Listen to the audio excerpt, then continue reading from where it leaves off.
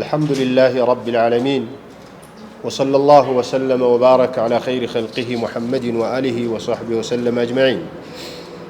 በኢትዮጵያ እስልምና ጉዳዮች ጠቅላይ ምክር ቤት ከኢትዮጵያ ዑለማ ጉባኤ ጽሕፈት ቤት የተሰጠ ጋዜጣዊ መግለጫ።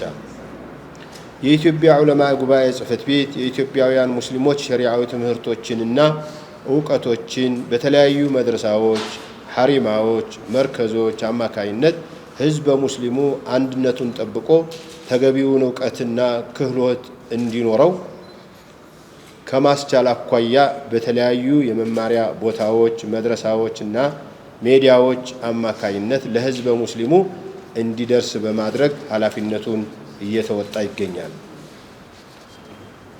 ከእስልምና መሰረቶች አንዱ የሆነው ሐጅን ሙስሊሙ ማህበረሰብ አቅሙ እስከፈቀደ ድረስ ቢያንስ በእድሜው አንድ ጊዜ እንኳን ሐጅ እንዲያደርግ ሸሪዓው ያስገድዳል።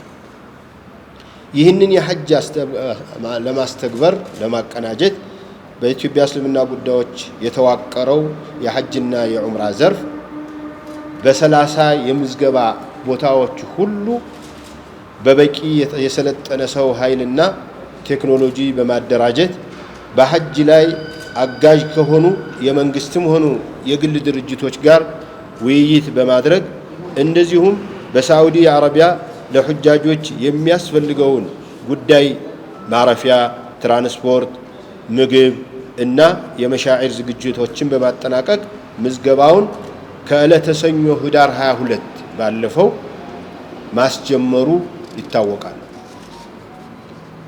በሳዑዲ አረቢያ ይህንን የሐጅ አገልግሎት የሚያሳልጠው የሐጅ ሚኒስቴር ከዓለም ሀገራት ለሚመጡ ሁጃጆች አገልግሎት ለማቅረብ የሚያስችለውን ቅድመ ዝግጅት በማጠናቀቅ ለሁሉም የሥራ ሂደቶችንና እንቅስቃሴዎችን አዲስ መርሃ ግብር አዲስ ያልነው እስካሁን ድረስ ባልተለመደው ቅድም መግቢያው ላይ ሙፍቲው በአረበኛ እንዳሉት የሐጅ ጉዳይ የሚጀመረው አብዛኛው ሀገር ላይ ከሸዋል ነው የሚጀምረው የነበረው። ቁርአንም አልሐጁ አሽሁሩ ማዕሉማት ከሸዋል እንደሚጀምር ነው። ዘንድሮ ግን አዲስ የወጣው መመሪያ የዚህ የሁጃጆችን ሰላም፣ ጤና፣ ምቾታቸውን ለማመቻቸት ከሚል ቅድመ ዝግጅት ይደረግ ከሚል እስከ ሻዕባን 7 እኛ ጋር ዶክመንታቸው ካልደረሰ ከዚያ በኋላ የሚመጡ ዶክመንቶችን አንቀበልም የሚል ጥብቅ መመሪያ አስተላልፎ ለኢትዮጵያ የሐጅና ዑምራም ዘርፍ ይሄው ደርሶታል።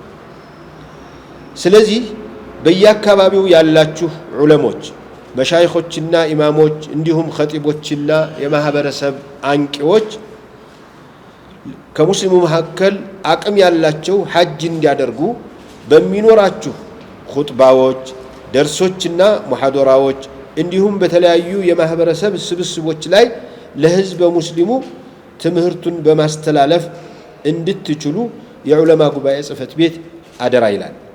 በተለይም የኹጥባ ጉዳዮች ላይ ቅድም ሼኽም አደራ እንዳሉት ዛሬ በችኮላ ይሄ መግለጫ እንዲሰጥ የተደረገበት ዋናው መሰረቱ የነገው ጁሙዓ እንዳያመልጥ ነው። ይህንን መግለጫ የምትሰሙ ኢማሞችና ኸጢቦች፣ ዳዒዎች ሁላችሁም የነገውን እድል ተጠቅማችሁ ሰው ምዝገባ እንዲጀምር። ምክንያቱም አብዛኛው ጊዜ ይታወቃል ቀጠሮ ሊራዘም ይችል ይሆናል በሚል የሚሳነፍ ሁጃጆች አሉና እሱ እንዳያመልጣችሁ አደራ ለማስታወስ ነው። ወሰላሙ አለይኩም ወራህመቱላሂ ወበረካቱ። قال الله تعالى ولله على الناس حج البيت من استطاع إليه سبيلا. الله سبحانه وتعالى شرع لنا في دين الإسلام الحج إلى بيت الله الحرام وجعله فرضا على المسلمين في العمر مرة واحدة، ولا يخفى أهمية الحج وأنه يكفر الذنوب وأنه يكفر جميع المعاصي. والرسول صلى الله عليه وسلم قال الحج المبرور ليس له جزاء إلا الجنة. ولهذا جميع المسلمين يتمنون أن يحجوا وعلى الأقل حجة واحدة فرضها الله سبحانه وتعالى.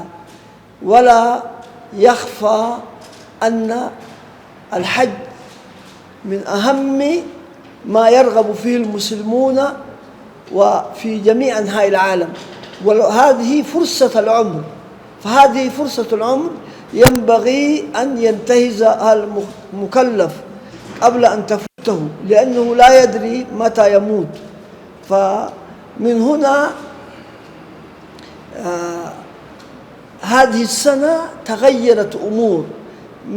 كان العادة أن الحج، تسجيل الحج يبتدئ متأخرا في رمضان وبعد رمضان، لكن هذه السنة ينتهي في قبل ذلك. فلهذا وجب علينا نحن في هيئة العلماء، وجب علينا أن ننبه المسلمين، بما أن الهيئة تهتم ببيان ما يهم المسلمين في هذا البلد، وجب علينا أن نبين وننبه الناس، وأن يكون عند الناس توعية، والأئمة والخطباء والعلماء يقومون بتوعية الناس بأن يسجلوا من الآن، لأنه إذا فاته التسجيل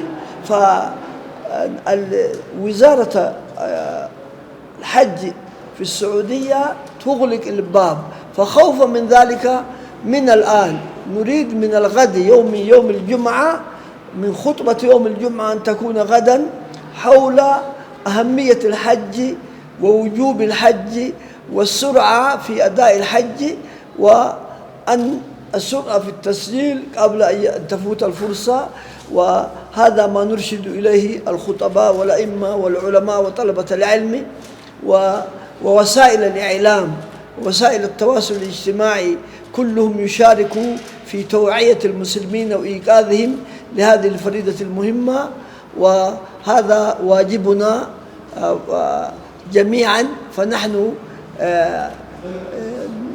أردنا أن نعقد هذا المؤتمر لبيان هذا الموضوع، وسيقرأ عليكم بيان الهيئة.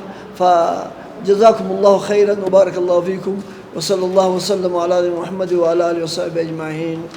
السلام عليكم.